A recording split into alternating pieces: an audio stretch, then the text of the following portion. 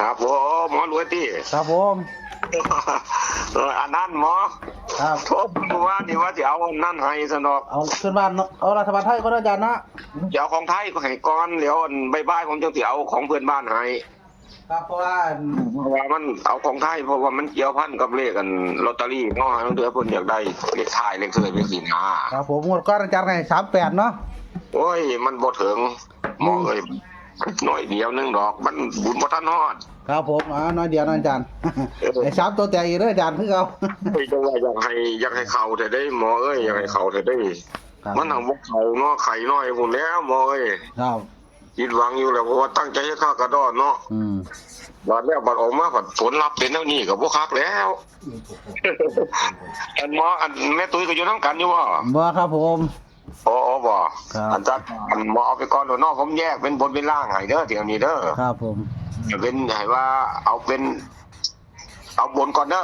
ครับผมบนนอนนะอาจารย์นะ วิ่ง4บนวิ่ง4บนวิ่งก็มี46 46 47 47 48 48 49 49 4ชุดนี่ล่ะเป็นเลขอ้ายๆน้องๆกันนั่นล่ะ ครับ ผมสิให้เลข3ตัวไปเอา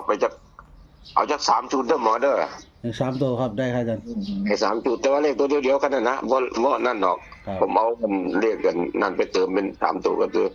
มีตัวแรกก็มี748 718อาจารย์ 748 อ๋อ748 ตัวที่2ก็246 246ครับตัวที่3ก็249 249ก็เน้นๆนี่ล่ะนี่อัน246กับ249นี่ล่ะอัน48เอาเป็นตัวรองซะ ครับผม ตัวนี้2ตัววันนี้เลข2ตัวก็446กับ49เด้อหมอเด้อ 46ครับ 49นี่เลขบนเด้อนี่เด้อ ครับผม เลขบนน่ะนี่วันนี้เลขล่างหมอเลขล่างก็บ่หลายดอก4ชุดนึงดอก ครับผมล่างครับ แต่ล่างวิ่ง2วิ่ง2เนี่ยนะครับ ก็มี42 42 43 43 ห้อยเว้าผิดไปแล้วเด้อบัดนี้4232สำหรับคือต้องเว้าผิดดูได้ละหมอ เอาโดดจันมาแล้ว ที่สาวตัวเอา4232สนอก เออ แล้วก็22 22เนี่ยเนาะ แล้วก็26 26แต่เฉพาะเลขล่างนี่ก็2แล้วก็ผมเน้นให้2ตัวเด้อบ่เด้อมี42กับ22 42กับ22นะอาจารย์ ครับเรียง2ตัวอันตามทำลายมันก็ถ้าบ่อันนั้นก็สิให้ไปเลขบน2ชุดเลขล่าง2ชุดตามที่วงกลมนั่นแหละหมอ ครับ เพราะว่าตัวแอมของมันก็มี48 47เนาะเลขบนเลขล่างก็ตัวแอมมันก็มี32กับ26ครับผม ตัวรองเพิ่นว่าก็ทั้งหมดเท่านี้ได้หมอลองทวนมึงดู ครับเดี๋ยวทวนด้วยอาจารย์ครับผม ครับ บนมีวิ่ง4นะครับ ครับ จับคู่46 47 48 49นะครับ ครับ 3ตัว78 246 ครับ 249ครับ เลขล่างวิ่ง2นะอาจารย์เนาะ ครับ อาจารย์จับให้42 32 22แล้วก็26นะอาจารย์ ครับถูกต้องครับ ถูกต้องไหมอาจารย์ ถูกต้องครับ นะครับ เออ เป็นรัฐบาลไทยนะอาจารย์เนาะ ครับรัฐบาลไทยจะเป็นบนล่างก็เป็นเลขตัวเดียวกันนั่นแหละหมอ ครับ แต่ว่าถ้ายังเดินต่ออยู่ก็คือเขาอ่ะละ อืม เพราะว่ายังได้แล้วก็เสื้อสูตรเนาะแต่ว่าสูตรกับบ่เฮ็ดให้คือว่าหันก็ได้จับให้บ่ถึงเดี๋ยวหมอจับให้บ่ถึงคือดอก อ๋อครับผม จับให้บ่ฮอดคือมันจังไดล่ะ ยังมันหลายตัวเดือน บุญว่าท่านฮอดก็ทั้งหมดทั้งมวลก็เท่านี้ล่ะหมอ เลขว่าหลายเนาะอาจารย์เนาะ บ่หลายตัวบ่ ตาม หลาย ตามสูตรมันแล้วจริงแค่ตัวเลขวงของอาจารย์เนี่ยคือเตรียมตัวเตรียมมันซื้อว่าอาจารย์ ก็คันเต็มมันหลายสูตรได้หมอ โอ้ มันมีสูตรตัดสูตรหยังมันออกอยู่หั่นน่ะ อันนี้คัดแล้วว่าอาจารย์เนี่ยคัดไว้หน่อยสุดแล้วเนาะครับเนี่ย คัดสรรคักแล้ว โอ้ จักสิเป็นจังไดล่ะวะเนาะเนี่ยเฮาก็บ่รู้เนาะหมอเนาะแต่ว่าก็ไปสูตรจังไดคุณพ่อคุณแม่พวกเขามาเบิ่งก็ไอ้พี่หน้าจุกเสือเด้อจังไดก็ได้นี่ล่ะใกล้ปีใหม่แล้วเฮาก็เอาของอันบ้านเฮานี่ล่ะซะก่อนเดี๋ยวของอันนั้นก็ไปจะเอาให้เด้อหมอเด้อ จับซื้อลอตเตอรี่นะอาจารย์เนาะ ครับอันนี้มันเกี่ยวพันกับลอตเตอรี่สำคัญที่สุดคือเลขล่างกันละ โอ้เลขลางเนาะอาจารย์ไปเลยจับลอตเตอรี่เนาะ เข้าไปซื้อลอตเตอรี่เฮาสิหวังรางวัลที่1มันยากแต่ได้หมอ เอา2ตัวเนาะอาจารย์ มันก็มี2ตัวกับ3ตัวเท่านั้นเป็นบ่ล่ะแต่อันนี้ เน้นล่างกันละแห้ง ครับผม เพราะว่าเลขบนนี่ครับพวกครบบนบ่ได้เนาะหมอเนาะ ครับ นี่เลขก็ซี่ว่า เออ จะครบโอ้จังสิได้ลอตเตอรี่ อืมล่าง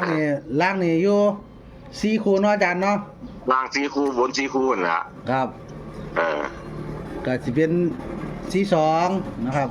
ครับ 32เนาะอาจารย์นะขอคุยจะไว้นะอาจารย์ ครับ อันเดียวเวลา เออ32 26แล้วก็22เนาะอาจารย์ ครับ26 22เน้น42กับ22เนาะอาจารย์เนาะ เน้นที่2กับ22 อืม แต่ว่าเลขผมติดเลขกันติดชี้ละไว้ติดชี้ติดมันละเลขล่าง เออ เลขล่างยึด2เลขบนยึดซี่มันเนาะ ครับผม เอาที่เป็นหลักที่เป็นจังได๋คือมันสิเลื่อนเป็น5บ่ครับเป็น5ก็ต้องเป็น5 6 5 7 5 8 5 9ไปสินะหมอแต่ว่าคันสิให้ซุ่มตัวแอบตัวหยังมันก็หลายไปเด้หมอ หลายเลยนะหลายอยู่เพิ่นโรงเรียนเนาะอาจารย์เนาะ ครับให้คุณพ่อคุณแม่ผู้เขาผู้เบิ่งให้เพิ่นพี่หน้าว่าโอ้เพิ่นให้มาเลขนี่ก็ขึ้นแต้มไว้จักหน้อยหรือจังได๋ก็แล้วแต่เพิ่นพี่หน้าว่านะครับ เพราะว่ามันก็ซับซ้อนเฮาแต่ดอกมันลีกเฮานะหมอ ครับ หนูนี่เฮาบ่มีโชคคันเฮามีโชคแล้วมันนั่นพอแล้วดอก ครับผม ว่าอาทิตย์ที่แล้วมันตลอดอาทิตย์บ่ถือเลย3งวดนี่รู้ไปเบิดเลยยังว่าอ้าวครับอยู่ในมัน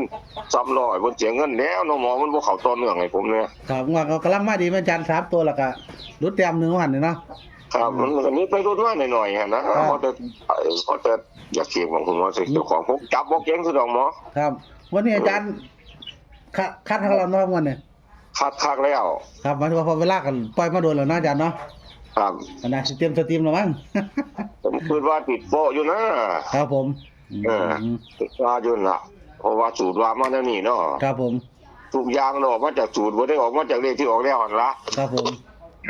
ตามสูตรไปมันน่ะเนาะคุณหมอเนาะ ให้มันเนาะอาจารย์เนาะขอบคุณหลายอาจารย์แบ่งปันในทางเด้อนะครับขอบคุณอาจารย์ชูชัยหลายเด้อนะครับขอให้ FC มีโชคนำวันนี้นะครับ ครับ ก็ฝากพี่น้องกดไลค์กดแชร์เนาะกดติดตามให้ทั้งช่องนะครับ แล้วก็ให้กำลังใจอาจารย์ชูชัยเนาะขอให้3ตัวแตก2ตัวแตกนะครับในวันนี้ขอบคุณหลายๆครับอาจารย์ครับสวัสดีครับ สวัสดีครับโชคดีครับ ครับผมก็จบไปแล้วนะครับระหว่างหมอรวยกับอาจารย์ชูชัยเด้อนะครับ เลขรัฐบาลไทยงวดวันที่1ธันวาคม2568นะครับวิ่งบนนะครับ4นะครับวิ่งบน4นะครับจับ4 6 4 7 4 8 4 9นะครับ3ตัวจับให้มา7 4 8 2 4 6 2 4 9นะครับล่าง2นะครับวิ่ง2เนาะจับให้4 2 3 2 2 6 2 2นะครับตัวเน้นเพิ่นก็สิมีบน4 6 4 9นะครับ3ตัวก็มี2 4 6 2 4 9เป็นเลขเน้นเนาะส่วนล่างนี่42กับ22เด้อนะครับขอให้มีโชคมีชัยนะอาจารย์ชูชัยในวันนี้ครับสวัสดีครับ